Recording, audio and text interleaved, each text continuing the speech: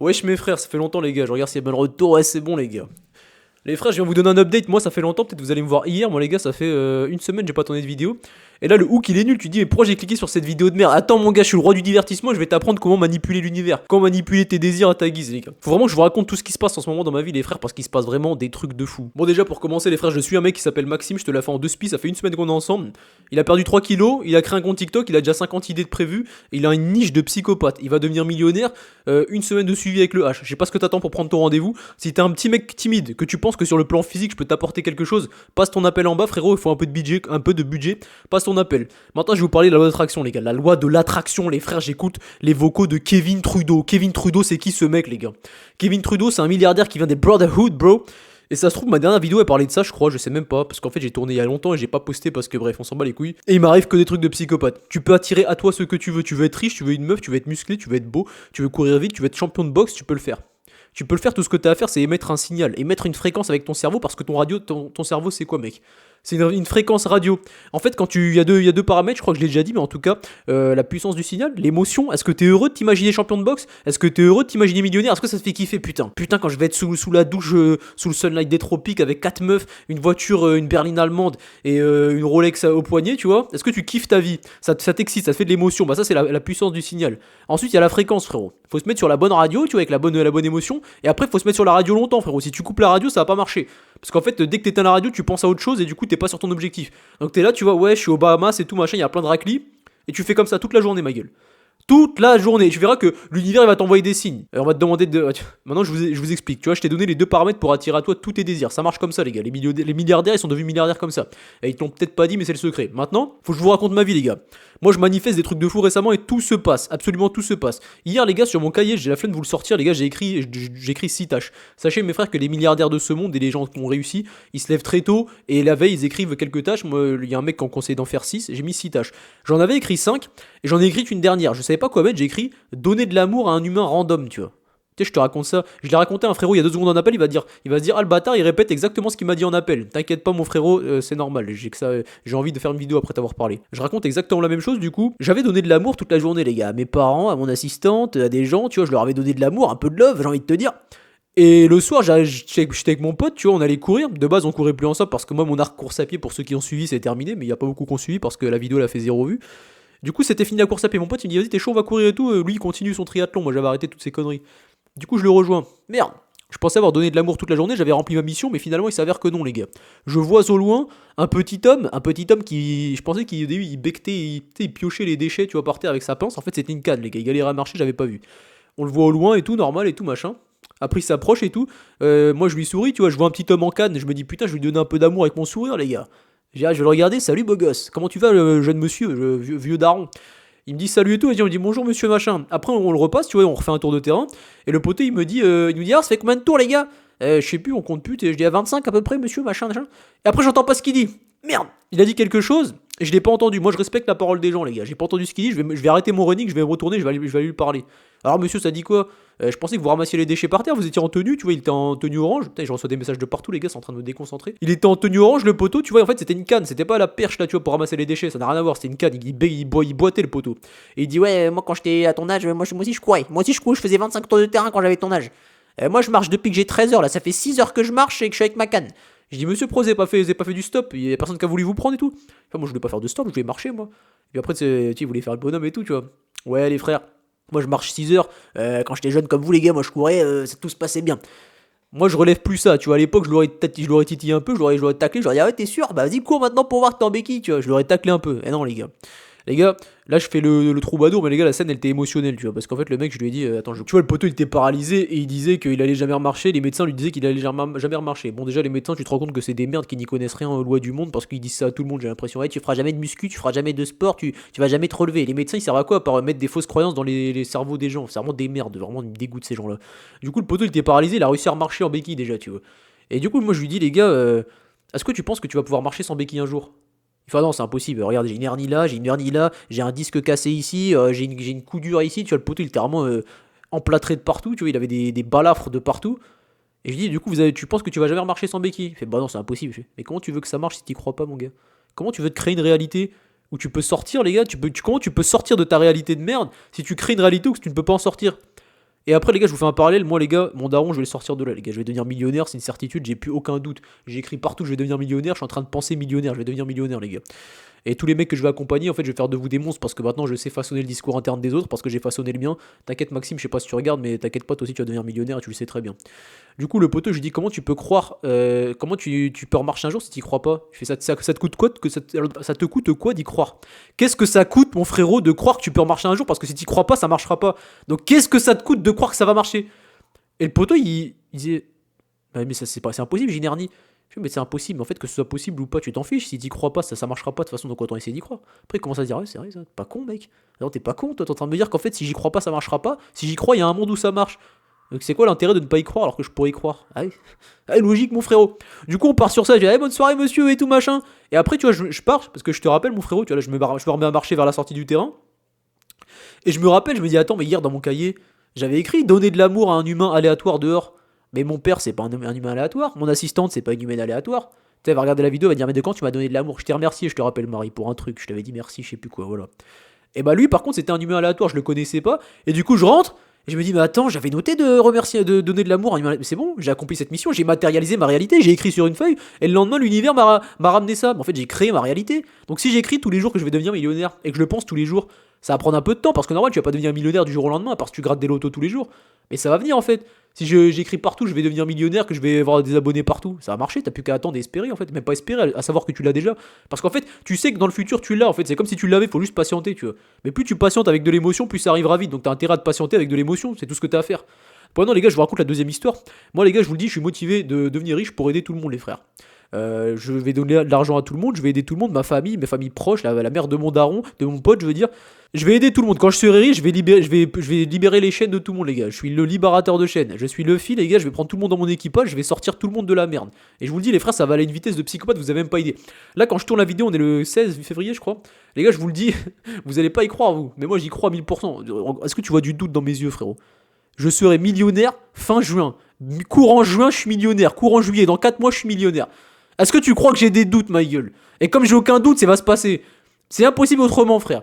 Il y a un mois, j'ai manifesté que j'allais faire 5 ou 10 cas par mois, les gars. J'en suis pas loin. Hein. Tu comptes mon chômage, tu comptes les 2-3 personnes que je vais closer, tu comptes les vues TikTok qui arrivent là dans les mois qui arrivent, les vues YouTube. Je vais faire un mois à 5K, ça se trouve le mois de mars là. Ça se trouve. Ça se trouve, Zebbi, je l'ai déjà fait, ma gueule. Et comme j'y crois, ça va se passer, les gars. C'est comme ça que ça se passe. Donc maintenant, je vais vous dire, les frères, ce qui a fait un tilt dans ma tête, parce qu'en fait, moi je suis tellement sur notre planète, tu vois, je crois en mes rêves à une puissance max, que quand je parle aux autres, je me rends pas compte en fait. Et là, je vais faire le parallèle avec les animes, mais ces gars, c'est trop une psychopathie.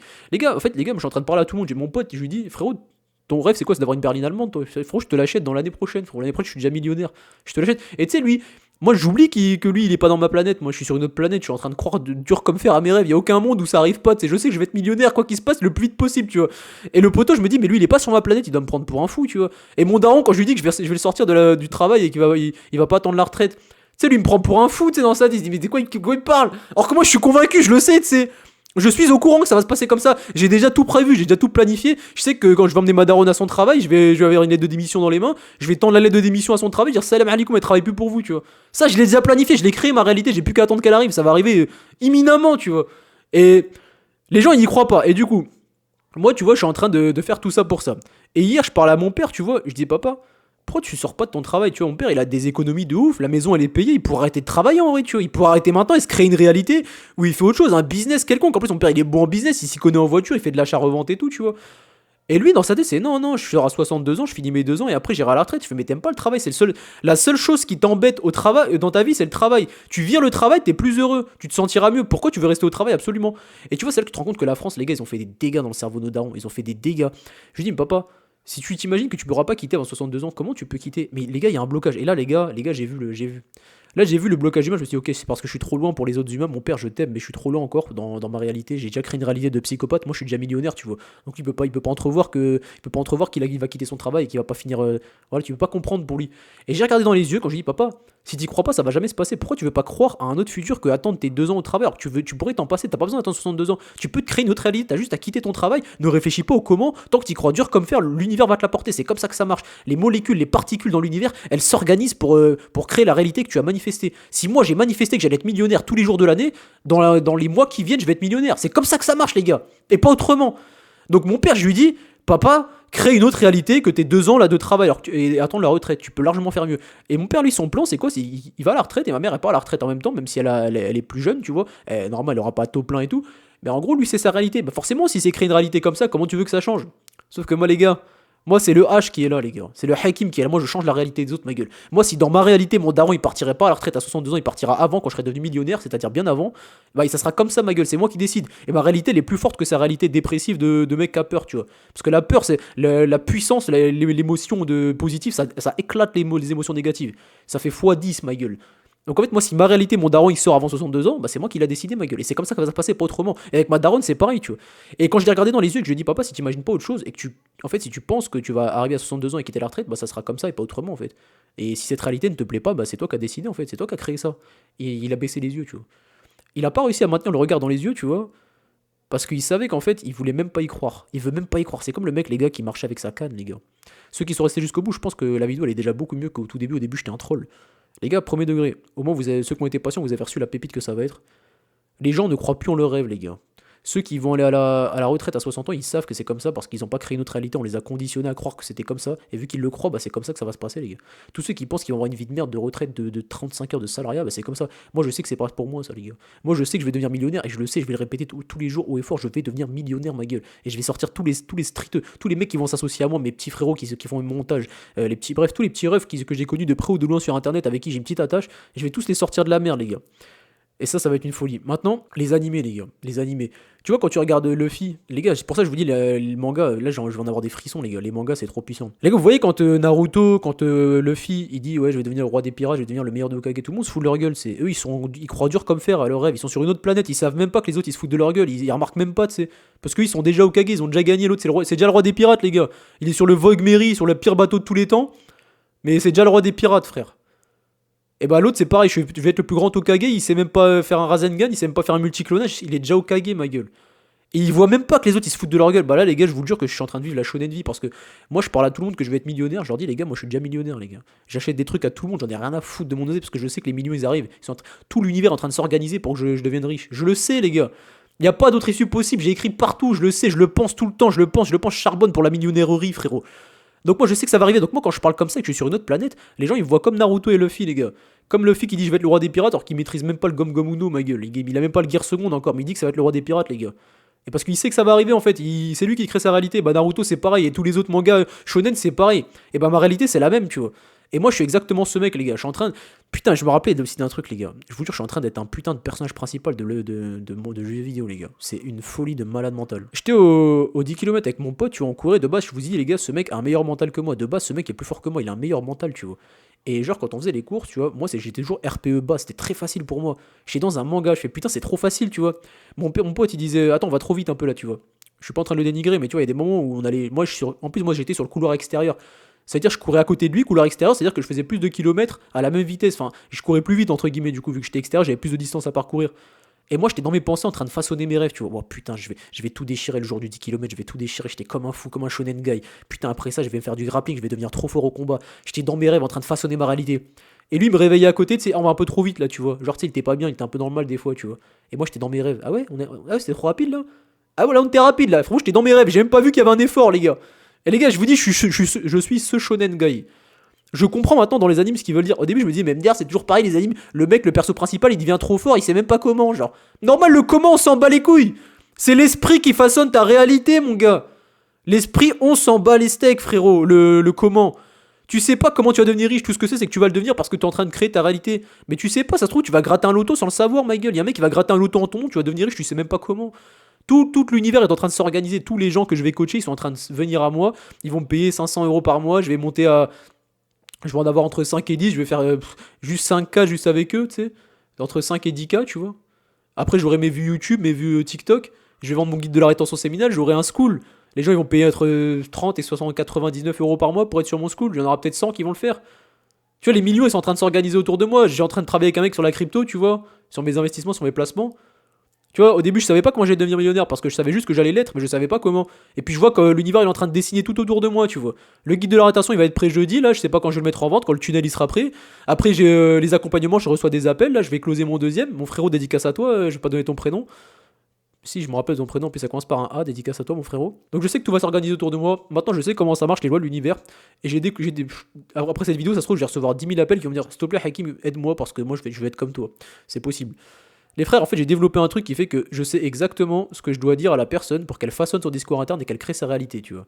La personne, elle va me dire, moi à l'école, je suis une victime. Quand on me fait ces remarques, je pense comme ça.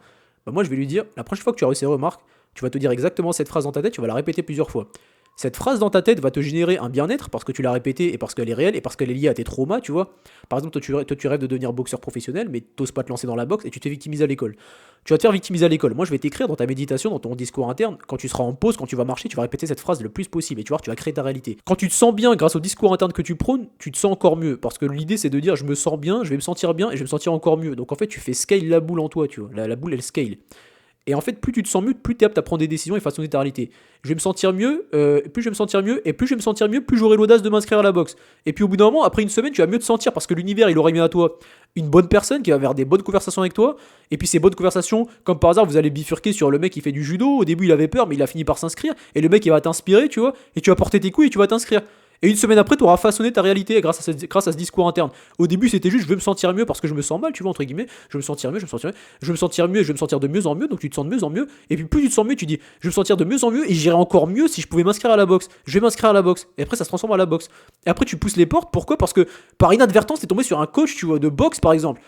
Tu sais, le chauffeur de bus, il t'a ouvert la porte, t'as dit bonjour monsieur. Et lui, t'as dit bonjour parce que t'as été gentil avec lui. Pourquoi? Parce que tu te sentais bien, t'étais gentil avec lui. Tu sais, tu t'es dit, ah, il y a un chauffeur de bus là, c'est vrai, je me sens bien là, je regarde autour de moi, plutôt que regarder sur mon téléphone. Finalement, il y a des gens autour de moi, il y a de la vie. Et t'as dit bonjour au mec par hasard. Et le mec, tu sais, il va te dire, attends, mais t'as une balafre là, tu sais, tu t'étais fait victimiser, tu vois. T'as une balafre, tu t'es fait victime, le chauffeur, il va te dire, attends, mais tu fais de la boxe toi ou quoi? Pourquoi t'as une balafre? Et toi, tu vas dire, ouais, je fais de la boxe, ma gueule. Et là, tu vas aller t'inscrire, frère. Et là, tu vas t'inscrire à la réalité, t'auras façonné ta réalité. Et au début, tu savais pas comment t'allais t'inscrire à la boxe, tu savais pas du tout. Mais genre, l'univers, il a créé un scénario parfait, pile poil qui t'est destiné pour le créer. Et ça, c'est tout ce qui est en train de m'arriver. Les gars, je vais pas tout vous raconter parce qu'on est à 18 minutes de vidéo, on va s'arrêter là. J'ai 1 million d'anecdotes récemment qui se sont passées. Genre vraiment, entre ma mère qui s'est mise au sport, ça fait des années qu'elle a pas fait de sport, juste parce que j'ai manifesté que je voulais qu'elle soit en bonne santé. Mon frère, il avait des douleurs à l'abdomen après de la digestion. J'ai manifesté que je voulais le guérir. J'ai reçu plein de DM de mecs qui s'y connaissaient comme par hasard sur le domaine. Je lui ai donné du coup les trucs à faire. J'ai dit que j'allais rendre mon père heureux de ouf ce week-end. Je lui ai fait à graille, je l'ai amené au sport avec moi. Alors que de base, c'était pas prévu qu'il vienne au sport avec moi. Et ça, les gars, c'est juste 3 trucs. Hein. J'écris des trucs tous les jours, ils se manifestent le lendemain, tu sais. Donc, t'imagines bien que la chose à laquelle je pense le plus, elle va se manifester à la vitesse de la lumière. Je vais devenir millionnaire, les gars. Les gars, vous aurez connu le Hakim fauché qui est en intérim, les frères. Vous aurez connu l'épopée de psychopathe. Retenez bien mon nom, les frères. Comme je vous disais, comme le fils dit, comme machin, les frères, retenez bien mon blaze. Je vais devenir millionnaire. Et mon oseille, c'est pas pour du cab. Le matériel, ça va m'amuser. Bon, je vais péter des Rolex, des montres et tout pour le fun. J'en ai rien à foutre. Mais ça va être juste pour sortir tous les gens que je connais de la haine, surtout. Abonnez-vous, mes frérots. Discours interne. L'esprit façonne ta réalité. Pose ton like, pose ton commentaire. J'ai kiffé faire la vidéo. Il y avait un début dans cette vidéo, je vais peut-être le couper parce que la suite était vraiment intéressante. Ou alors je vais laisser le début qui est pas ouf. Comme ça, ceux qui seront restés, qui ont eu la clarté d'esprit de se rester, de rester et de se dire que peut-être j'ai des choses à leur apporter, ils vont gober le discours que je leur ai dit là, ils vont changer leur vie grâce à moi peut-être. Peut-être gratuitement, peut-être en payant, en me sollicitant, en prenant un appel sur mon Calendly. Dans la description. Peace les frérots.